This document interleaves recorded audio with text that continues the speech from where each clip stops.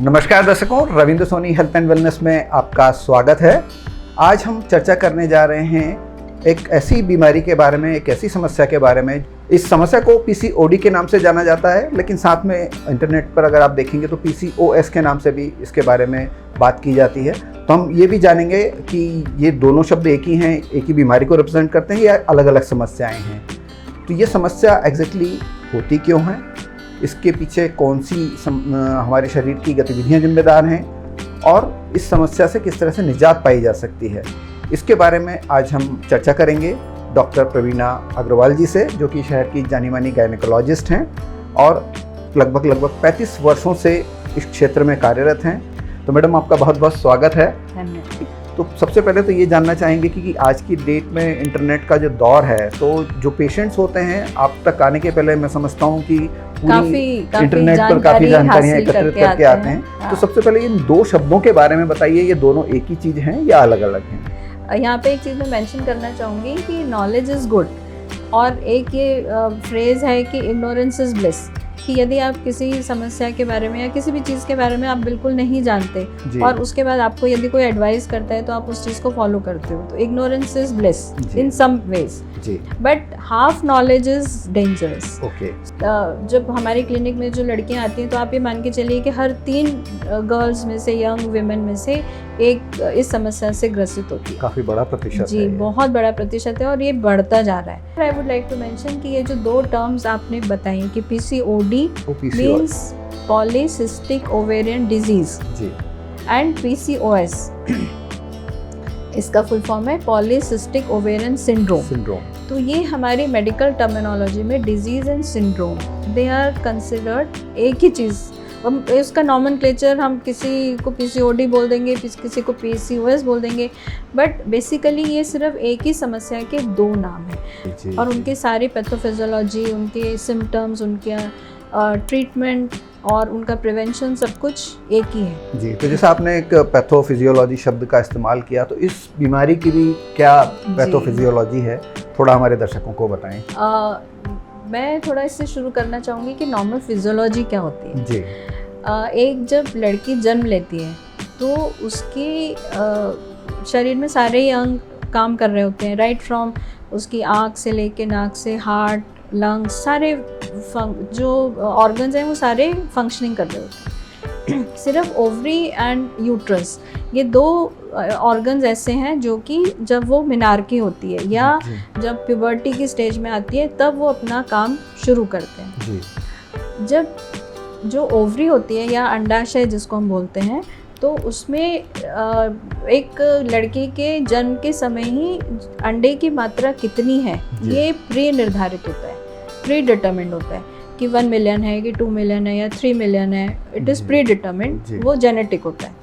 Puberty जैसे शुरू होती है तो उसके बहुत समय पहले से ही शरीर में बदलाव शुरू हो जाते हैं। ये बदलाव इसलिए होते हैं कि वो जो अंडाशय में जो एग्स हैं वो बढ़ते हैं हर साइकिल में, 2 से 3 से 4 अंडे या फॉलिकल हम उनको बोलते हैं हमारी मेडिकल टर्म में, वो बढ़ते हैं, उसके अंदर एग होता है। उन 3-4 में से सिर्फ एक मैच्योरिटी तक पहुंचता है और वो करीब माहवारी, यदि हम माने कि 28 दिन की साइकिल है तो माहवारी के बीच के डेज में 13 to 14 डेज पे वो एग रप्चर होता है, मतलब एग निकल आता है बॉडी में। उसके बाद यदि उसमें फर्टिलाइजेशन हो जाता है तो वो एक प्रेगनेंसी बना देता है, बट अधिकतर केसेस में वो बॉडी में से एक्सपेल हो जाता है। और क्योंकि वो एग निकला है इसलिए वो 14वें दिन पे 15वें दिन पे माहवारी आती है। ये पूरा हार्मोनल बैलेंस होता है बॉडी का, जो कि बहुत इंट्रिकेट बैलेंस होता है। और धीरे धीरे जैसे जैसे एज बढ़ती जाती है शरीर में से अंडों की मात्रा कम होती चली जाती है और जब ख़त्म से हो जाते हैं तो फिर वो उसको मेनोपॉज आ जाता है, मतलब कि वो माहवारी उनकी बंद हो जाती है। अब क्योंकि ये एग निकल रहा है तो एग निकलने के कारण एक बॉडी में फीमेल हार्मोन होता है जिसको कि हम ईस्ट्रोजन बोलते हैं। क्योंकि अंडा निकल रहा है, वो अंडे में से ही अंडाशय में से ही वो ईस्ट्रोजन रिलीज़ होता है। ये ईस्ट्रोजन फीमेल हार्मोन के नाम से भी हम बोलते हैं और ये रिस्पॉन्सिबल होता है एक लड़की के शरीर में फीमेल कैरेक्टर्स डेवलप होने के लिए और उसके बाद में माहवारी के लिए और उसके बाद में प्रेगनेंसी होने के लिए। तो इस कंडीशन में क्या होता है, ड्यू टू कंजेनिटल रीज़न या जो एक माँ से बच्चे को ट्रांसमिट हो जाती है वाली चीज़, कुछ एनवायरमेंटल रीजंस और कुछ हमारी खुद की लाइफस्टाइल, खुद आजकल जो इतने कीटनाशक और सारे चीज़ें यूज़ होती हैं, हम ये नहीं कह सकते कि हम जो खाना खा रहे हैं वो एकदम ऑर्गेनिक है। तो ये सारी चीज़ें, केमिकल्स, ये सारी जो हमारी बॉडी में जाते हैं, और स्पेशली बाहर का आउटसाइड फूड जो कि आजकल बच्चे बहुत ज़्यादा पसंद करते हैं कि स्विगी जोमेटो से ऑर्डर कर दिया उन्होंने और घर का खाना पसंद नहीं करते। अक्सर माताओं को ये कंप्लेंट रहती है कि बच्चे घर में खाना नहीं खाते, बाहर ज़्यादा पसंद करते हैं। तो ये एक बहुत बड़ा रीज़न है कि शरीर में कुछ ऐसे अंदर केमिकल्स चले जाते हैं जिसके कारण कि हार्मोन्स डिस्टर्ब हो जाते हैं। तो इसमें क्या होता है फिर कि नॉर्मली जो एक 14-15 डे पे जो एग रिलीज़ होना चाहिए, वो इन कारणों के कारण, वो हार्मोन डिसबैलेंस के कारण वो एग रिलीज़ नहीं हो पाता जी।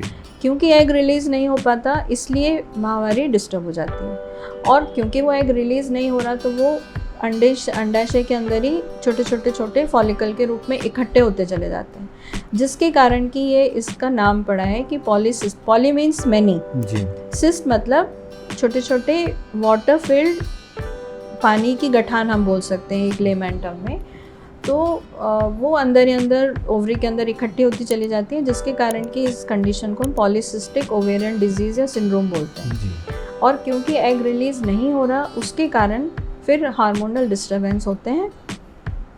देखिए, हर स्त्री हो या पुरुष हो, उनकी बॉडी में मेल हार्मोन जिसको एंड्रोजन बोलते हैं और फीमेल हार्मोन जिसको कि हम ईस्ट्रोजन बोलते हैं, दोनों की बॉडी में दोनों हार्मोन्स रहते हैं, बट दोनों के बॉडी में उसका प्रोपोर्शन अलग होता है। मेल है तो वो उसकी बॉडी में एंड्रोजन ज़्यादा होंगे, ईस्ट्रोजन भी होगा बट उसकी मात्रा कम होगी। सिमिलरली अगर एक गर्ल है तो उसकी बॉडी में भी ये दोनों हार्मोन्स होंगे, बट बिकॉज वो एक गर्ल है, स्त्री है, तो उसकी बॉडी में ईस्ट्रोजन ज़्यादा होंगे, एंड्रोजन कम होंगे, बट होते दोनों हैं। उनका एक बराबर लेवल बैलेंस बॉडी करके चलती है। बट यहाँ पे पीसीओडी में क्योंकि वो एग रिलीज़ नहीं हो रहा, इसके कारण ईस्ट्रोजन की मात्रा कम है, तो प्रोपोर्शन एंड्रोजन हार्मोन का बढ़ जाता है। तो इस हार्मोन के बढ़ जाने से जो सारे सिम्टम्स आते हैं पीसीओडी वाले, एक ओबेसिटी यानी वेट गेन, फिर अनवांटेड हेयर जो बॉडी पे आ जाते हैं, फेस पे हैं, चेस्ट पे हैं, एब्डोमेन पे हैं, पूरी बॉडी पे, लिम्स पे अनवांटेड हेयर हैं, वो होने लगते हैं। फिर कुछ उसके कारण मेटाबॉलिक प्रॉब्लम्स होने लगती हैं, मेंसेस डिस्टर्ब हो जाता है क्योंकि एग ओवुलेशन नहीं हो रहा, एग नहीं निकल रहा है। को इनफर्टिलिटी, अगर जैसे आफ्टर मैरिज कंसीव होना चाहते हैं तो क्योंकि अंडा नहीं बन रहा है इसलिए वो फिर आगे बच्चा कंसीव करने में उनको तकलीफ़ होती है। फिर कुछ मेटाबॉलिक डिजीज़ेस होने लगती हैं, जैसे कि ये वाले पेशेंट जो हैं वो आगे की लाइफ में अपनी जाके डायबिटिक होने के बहुत ज़्यादा उनके चांसेस होते हैं, कार्डियोवास्कुलर डिजीज़ या हार्ट डिजीज़ होने के चांसेस ज़्यादा हो जाते हैं जी। तो सारा कुछ ही पीसीओडी से ही, सारा कुछ पीसीओडी से, क्योंकि हार्मोन डिस्टर्ब है आपकी बॉडी में, उससे रिलेटेड मल्टीपल समस्याएं हो सकती हैं, मल्टीपल प्रॉब्लम्स होती हैं। तो मैम ये कितनी सीरियस प्रॉब्लम है, मतलब अगर इसको प्रॉपरली अगर टैकल ना किया जाए, मेडिकल इंटरवेंशन ना हो और इसको अगर ऐसे ही छोड़ देते हैं अगर पेशेंट, तो कहाँ तक जा सकती है ये समस्या? देखिए, ऐसे अगर हम देखा जाए कि कहाँ तक जा सकती है, तो ये भी स्टडीज़ हुई हैं कि ये वाले पेशेंट्स लेटर लाइफ में जाके इनको बच्चेदानी का कैंसर भी हो सकता है, मतलब उसकी सिवियरिटी वहाँ तक हो सकती है। लेकिन जो सबसे मैक्सिमम प्रॉब्लम्स जो हम शुरुआत में देखते हैं वो ये है कि एक तो अनवांटेड हेयर होते हैं बॉडी पे, और मेंसेस डिस्टर्ब हो जाते हैं, 2-2, 3-3, इवन कई बार 6-6 महीने तक ओवरलैप पीरियड्स नहीं आ पाते, माहवारी नहीं होती, और एक वेट गेन की समस्या। तो गर्ल्स, यंग गर्ल्स इससे इन सब चीज़ों को लेके बहुत ज़्यादा मानसिक रूप से परेशान, मैं वही पूछने वाला था कि इसके अलावा मतलब मानसिक रूप से किस तरह की, ये क्योंकि गर्ल्स अपने पीयर ग्रुप में इन सारी चीज़ों को शेयर करती हैं, उनका एक बॉडी शेमिंग जैसे होने लगता है, बच्चे उनके दूसरे फ्रेंड सर्कल और उसमें जाना थोड़ा सा अवॉइड करने लगती हैं, वेट गेन ज़्यादा हो जाता है, प्लस हेयर और एक्ने ज़्यादा होने लगते हैं, फेस पे पिंपल्स होने लगते हैं सारे हार्मोन डिस्टर्बेंस के कारण। तो ये सारी चीज़ों से फिर बच्चे इस एज में बहुत जल्दी अफेक्ट हो जाते हैं कि उनको लगता है हमारे साथ क्यों हो रहा है। तो ये पेनफुल होती है ये समस्या? नहीं, एज सच पेनफुल नहीं होती जी। इसमें कोई पेन इन्वॉल्व नहीं है जी। लेकिन मानसिक पेन मानसिक जरूर पेन बहुत बड़ा है मानसिक इसका। पेन जरूर बहुत जी, होता है जी। गर्ल्स को। तो मैम अब इसके बाद हम जानना चाहेंगे कि इस समस्या को आप लोग अगर देखें तो कैसे डायग्नोज होती है, और उसके आगे हम ये बात करेंगे कि किस तरह से इसको ट्रीट किया जाता है। देखिए, डायग्नोसिस की बात तो यदि आप कहें कि किसी एक्सपीरियंस व्यक्ति के सामने हम लोग का ये बोला जाता है डॉक्टर्स के लिए कि आपका पेशेंट को असेस करने का जो समय है वो तब से शुरू हो जाता है। हमारी आधी डायग्नोसिस जब पेशेंट हमारे चैम्बर के अंदर घुसता है तभी हमारी बन जाती है, just by the appearance and look and उनकी चाल और उनका बॉडी लैंग्वेज, उससे हम काफ़ी हद तक as soon as the patient enters we can diagnose, but of course उसके लिए हमें कोई डॉक्यूमेंटेशन लगता है। तो मोस्ट इम्पॉर्टेंट इज़ कि हम एक सोनोग्राफी कराते हैं एंड सोनोग्राफी में जैसा कि अभी डिस्कस हुआ कि अंदर जो अंडाशय है उसके अंदर छोटे छोटे पानी की फॉलिकल्स बन जाते हैं, तो they give a typical appearance of a जैसे कि एक मोती की माला होती है उस तरह का अपीयरेंस हमें ओवरी में दिखता है, उसको बोलते ही पर्ल स्ट्रिंग अपीयरेंस है। This is a typical appearance of a PCOD ovary, कि उसमें एक माला जैसी बहुत सारे छोटे छोटे छोटे इमेच्योर फॉलिकल जिसमें से ये अंडा नहीं निकल पाया है वो ओवरी में कलेक्टेड रहते हैं। तो this is the most diagnostic criteria of PCOD। अब इसकी बात करते हैं इसका ट्रीटमेंट के बारे में, तो किस तरह के ट्रीटमेंट्स अवेलेबल हैं?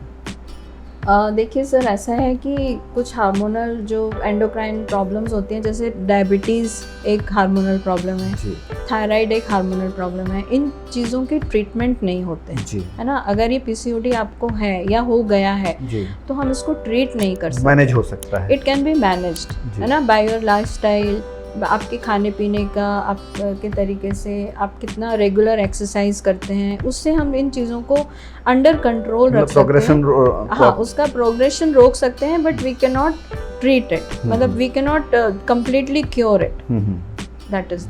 जी। तो मैम इसके बाद बात करते हैं कि अगर इस तरह की महिलाओं को ये समस्या हो गई है तो खान पान किस तरह का होना चाहिए और बाकी की लाइफस्टाइल संबंधी क्या बदलाव वो करें जिससे कि ये समस्या मैनेज रहे।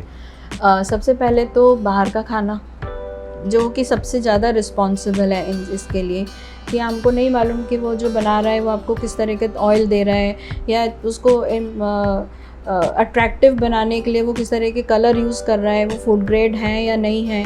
तो सबसे पहली चीज़ तो कि घर का खाना है ना, जो कि आपको पता है कि आपकी माँ बहुत स्वच्छ तरीके से या आप खुद से एक स्वच्छ तरीके से बनाएंगे।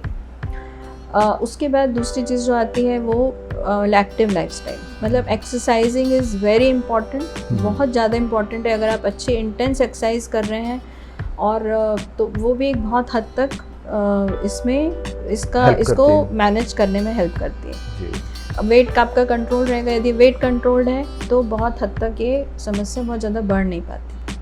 तो यही दो चीज़ें हैं, और साथ में अब आजकल बच्चों का स्क्रीन टाइम, तो एक लेट नाइट तक जगना, अब वो काम की अधिकता के कारण भी हो सकता है, पढ़ाई के कारण भी हो सकता है, या जस्ट अब हम अपने मनोरंजन के लिए मोबाइल देख रहे हैं, रील्स देख रहे हैं, तो वो टाइम कहाँ पता चल जाता है, रात के 2 बज जाते हैं। तो screen time should be avoided. एक प्रॉपर नींद जो 7 से 8 घंटे की लगातार होती है वो लेने की कोशिश करें, सुबह जल्दी उठें, और जैसे बोलते थे ना, चिड़ियों के साथ सो और चिड़ियों के साथ ही उठो, तो वो आज के ज़माने में तो खैर पॉसिबल नहीं है, लेकिन हाँ कुछ हद तक उस पे यदि ध्यान दें तो ये चीज़ काफ़ी हद तक इसको मैनेज कर सकते हैं। तो thank you so much ma'am.